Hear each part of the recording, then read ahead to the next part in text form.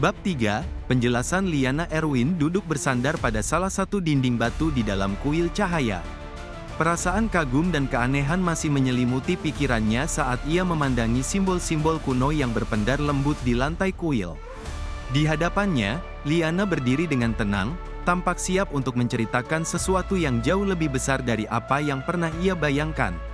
Setelah beberapa saat hening, Liana menarik napas dalam-dalam, lalu mulai bicara. Dunia kami, yang kami sebut Aruna, adalah dunia yang sangat terikat dengan duniamu, Erwin. Keseimbangan antara Aruna dan dunia nyata telah terjaga selama berabad-abad oleh sebuah kekuatan kuno yang kami sebut sebagai Kejora, sebuah energi yang menjaga hubungan harmoni antara dua dunia. Erwin menatap Liana dengan tatapan ingin tahu. Jadi, jika Kejora ini yang menjaga keseimbangan, mengapa kalian perlu bantuan dariku? Apakah ada sesuatu yang terjadi pada Kejora itu? Liana mengangguk, wajahnya berubah menjadi serius.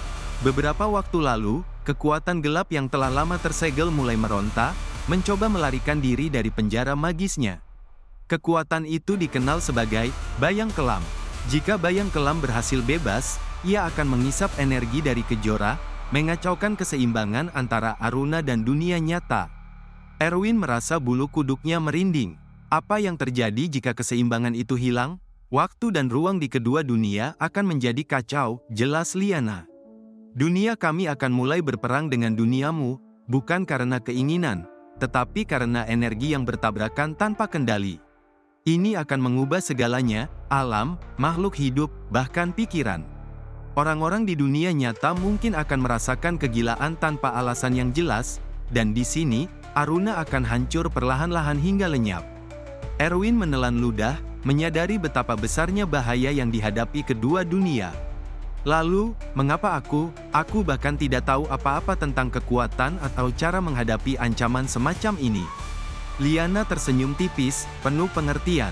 Kau dipilih karena jiwamu memiliki ikatan khusus dengan dunia kami.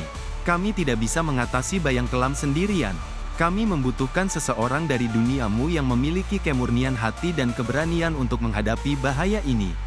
Ia berjalan mendekat, matanya menatap tajam ke dalam mata Erwin. Dan aku percaya, kamu adalah orang itu, Erwin. Erwin menarik napas dalam-dalam, berusaha memproses semua yang dikatakan Liana. Bagian dari dirinya masih sulit menerima kenyataan bahwa ia, seorang pemuda biasa, memiliki peran penting dalam menyelamatkan dua dunia. Namun, melihat kesungguhan di mata Liana, ia merasa ada kebenaran yang tidak bisa ia abaikan. Apa yang harus aku lakukan? Tanyanya akhirnya. Liana tersenyum lega, seolah telah menunggu pertanyaan itu. Kita akan memulai dengan memahami kekuatan Kejora lebih dalam. Ada penjaga kuno yang tinggal di bagian terdalam kuil ini. Kita akan meminta petunjuk darinya tentang cara memperkuat pertahanan Kejora dan mencegah Bayang Kelam dari bebas sepenuhnya. Erwin mengangguk, merasa kekhawatiran bercampur semangat mulai membanjiri dirinya.